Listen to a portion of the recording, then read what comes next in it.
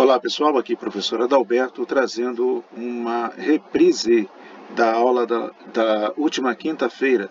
Alguns alunos nos procuraram dizendo que não puderam assistir, então segue aqui uma gravação trazendo um resumo do que trabalhamos ali. Nós falamos sobre as leis de Kepler, tá? Que está relacionada à movimentação planetária. Recapitulando aí, a primeira lei é a lei das órbitas. Kepler traz em seus estudos a definição de que os planetas, eles, ao transitar em torno da sua estrela, realizam uma órbita elíptica. A elipse, diferentemente do círculo, que possui apenas um centro, a elipse ela não possui centro, mas sim dois focos, ok? Aqui estão esses dois pontos, chamados de foco 1 e foco 2, e o planeta ele vai girando em torno desses dois pontos. Um desses focos é ocupado pelo Sol, no caso do sistema solar, ok? E o outro ponto, ele é um ponto imaginário. O planeta vai transitando aí em torno da estrela e desse ponto imaginário. Cabe salientar o seguinte, que a gente vai ter aqui, ó, duas linhas, tá? Que vão do planeta à estrela e do planeta ao ponto imaginário. Essas duas linhas, elas terão sempre o mesmo comprimento, tá? A somatória desta linha com esta será sempre o mesmo valor. Por exemplo, se o planeta estiver nesta posição, perceba que esta linha estará mais curta, porém a outra linha estará, por sua vez, mais longa, de forma que quando eu somo esta linha com esta linha, o resultado continua sendo o mesmo, tá ok? Esta é uma propriedade importante que o Kepler descobriu. Este ponto que apareceu aqui, ele é o ponto quando o planeta está mais próximo da estrela, é chamado de periélio. E há um outro ponto lá no outro extremo, que é o ponto onde o planeta está mais distante da estrela, esse ponto é chamado de afélio. Para você memorizar, perceba o seguinte, a gente fala que esse ponto aqui, ó, é o ponto em que o planeta está mais perto, ok? Do Sol. Essas três letrinhas aqui, letrinhas P, R, E, elas aparecem aqui, ó. Então, um macete aí para ajudar a lembrar, perto, periélio, e a outra seria afélio, ok? A segunda lei faz referência à lei das áreas. O que é isso?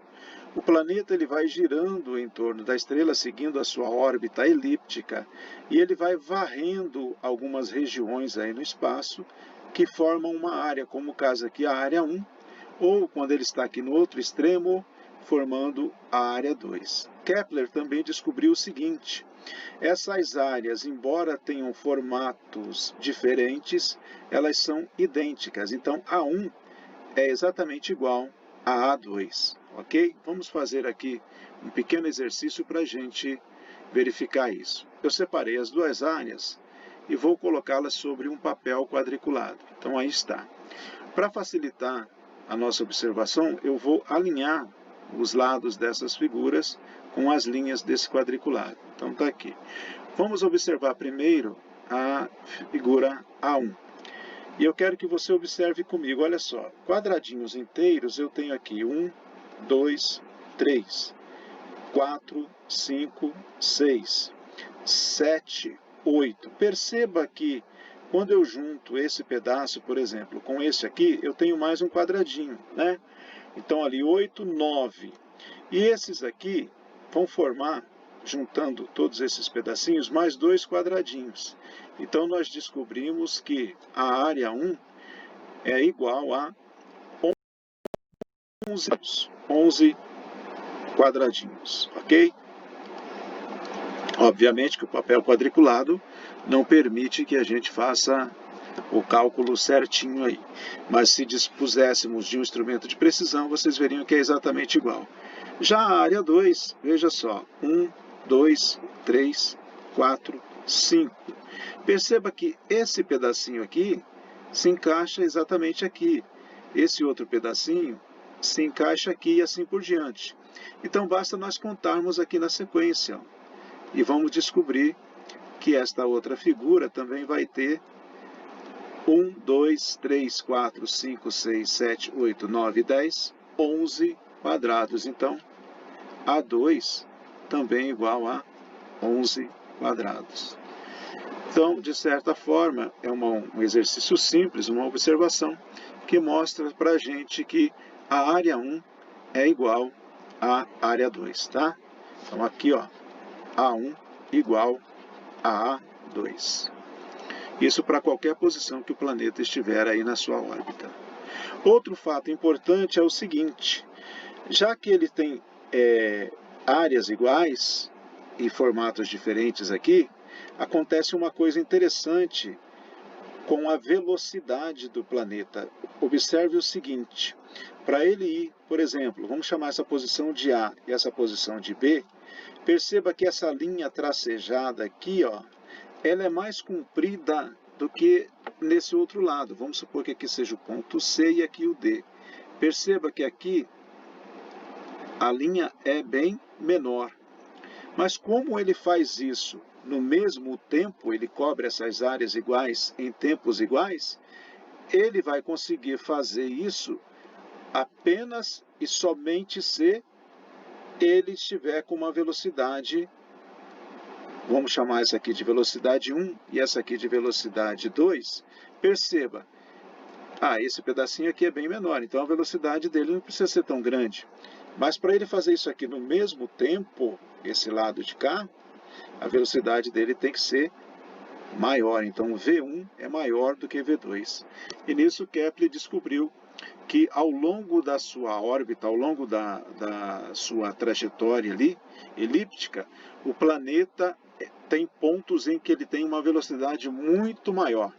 Exatamente quando ele está mais perto do Sol, a velocidade da Terra, por exemplo, é bem maior do que quando ela está lá no afélio, né, no ponto mais distante do Sol. Ok? Vamos avançar. A terceira lei é a lei dos períodos.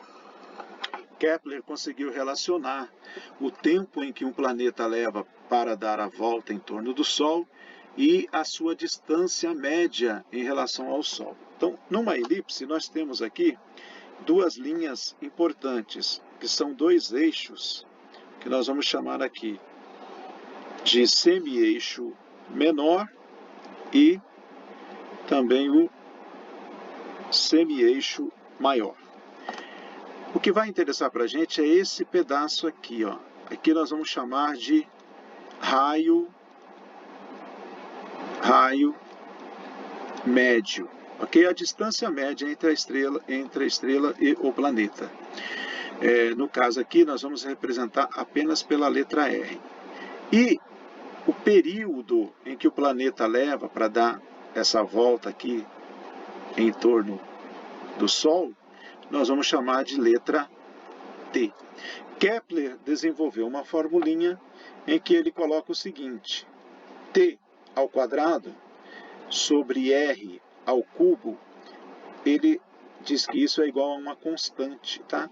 Vai ser sempre o mesmo número para qualquer planeta, tá? Uma vez que eu substituo aqui o tempo que ele leva para dar a volta em torno do Sol e a distância média que ele está do Sol, vai ser sempre o mesmo valor para qualquer que seja o planeta. Ora, com esta característica, nós vamos conseguir fazer algumas aplicações. Por exemplo, nós podemos calcular quanto é que dura aqui o período, nada mais é, nada menos do que a duração do ano, né? E com essa formulinha a gente consegue calcular quanto dura, por exemplo, o ano no planeta Mercúrio. E esse vai ser o exercício que nós vamos fazer aqui como exemplo. Então veja bem, nós temos aqui a Terra, temos aqui o Sol, né? Temos uma distância média aqui da Terra ao Sol, vamos chamar aqui de R, ok? E nós sabemos que essa distância ela está em torno de 150 milhões de quilômetros, ok? 150 milhões de quilômetros. Porém, os astrônomos criaram uma unidade, né? Para não ter que usar essa quantidade de zeros aqui, eles criaram uma unidade chamada unidade astronômica. Então, nós podemos dizer aqui que a Terra ela se encontra a uma unidade astronômica do Sol. E nós vamos calcular exatamente quanto dura o ano no planeta Mercúrio. E nós sabemos que o R de Mercúrio ele está aqui na casa dos 0,39 UA. De posse dessas informações, nós vamos agora para o próximo slide fazer essas continhas. Então vamos lá. Veja bem, eu criei aqui uma coluna para a Terra e uma coluna para o Mercúrio. E nós vamos usar exatamente esta formulinha aqui para cada um dos planetas. Então, vamos lá, eu tenho aqui T da Terra ao quadrado sobre R da Terra ao cubo é igual a T do Mercúrio ao quadrado sobre R do Mercúrio ao cubo. Vamos substituir então esses valores, essas letras aqui, né, por números onde for possível. Então vamos lá, quem é o T da Terra? Você vem aqui na tabela, veja bem, o T da Terra, o período ali, ele é de 365. Então vamos ter 365 ao quadrado dividido por R ao cubo. Quem é o R da Terra? Está aqui, ó, o raio médio da Terra é 1. Então aqui a nossa conta vai ficar 1 ao cubo. Faça essa conta, né? 1 ao cubo é ele mesmo. Agora vamos para a parte de Mercúrio. O T de Mercúrio, perceba que eu não tenho. Então nós vamos chamá-lo de X. Ele vai ser a nossa incógnita. Vai ficar X, lembrando que ele está ao quadrado.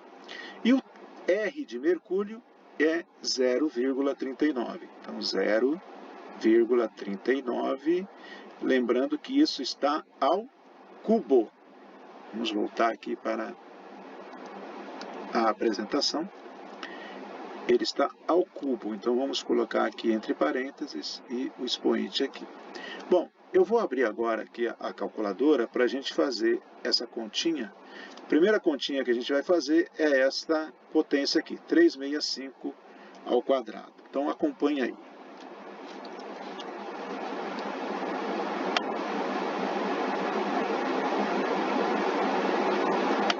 A primeira conta que nós vamos fazer, então, é o 365 ao quadrado. Então, 365, se você observar aqui, nós temos uma tecla que faz esse cálculo diretamente. Então, clicando aqui x ao quadrado, eu já tenho este valor, 133.225. Vamos voltar lá no slide e acrescentar. A primeira conta que nós vamos fazer, então, é o 360.